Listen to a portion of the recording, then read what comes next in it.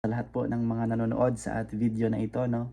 So mapagpalang gabi, mga kapatid, kapuso at kapamilya, ka A to Z, ayan, nakamention na lahat. So sa oras po na ito, hayaan niyo pong basahin ko ang salita ng Panginoon sa Salmo or sa Awit, chapter 23, verse 5. Sabi po doon, "You prepare a table before me in the presence of my enemies.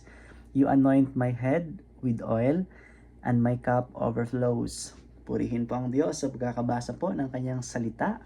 Tunay na napakabuti ng Panginoon sa kanya pong sinulat na mensahe ngayong gabi ay talagang naroon po yung salitang overflow. Amen. So ang taong 2026 ay year of overflow. Amen. Kung kaya po mga kapatid, kapamilya at kapuso, ka A to Z, purihin po natin ang Diyos ngayong gabi. Handa na po ba tayong umawit? Handa na po ba tayong magpasiyasat sa ating Panginoon? Sige po, sabay-sabay po tayong magbigay ng papuri, pasasalamat, pagdakila sa ating Panginoon.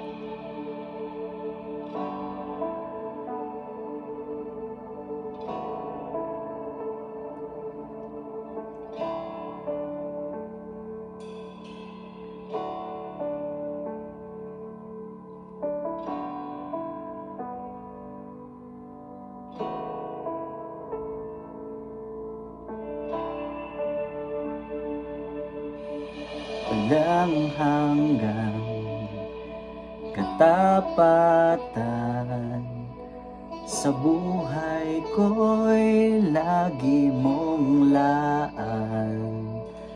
Narito dahil sa biyaya mo, habang buhay magpupuri sa'yo.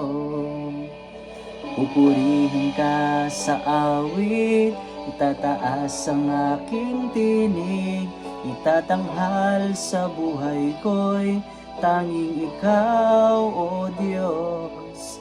Higit pa sa kalangitan, ang iyong kaluwalhatian, kadakilaan mo'y di mapapantayan. Jesus,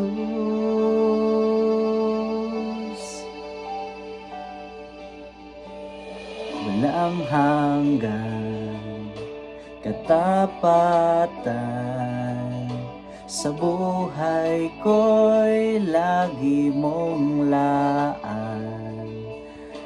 Narito dahil sa biyaya mo, habang buhay magpupuri sa'yo. Pupurihin ka sa awit, itataas ang aking tinig, itatanghal sa buhay ko'y tanging ikaw, O Diyos. Higit pa sa kalangitan, ang iyong kaluwalhatian, kadakilaan mo'y di mapapantayan. Pupurihin ka sa awit, itataas ang aking tinig, itatanghal sa buhay ko'y tanging ikaw, O Diyos. Higit pa sa kalangitan, ang iyong kaluwalhatian, kadakilaan mo'y di mapapantayan.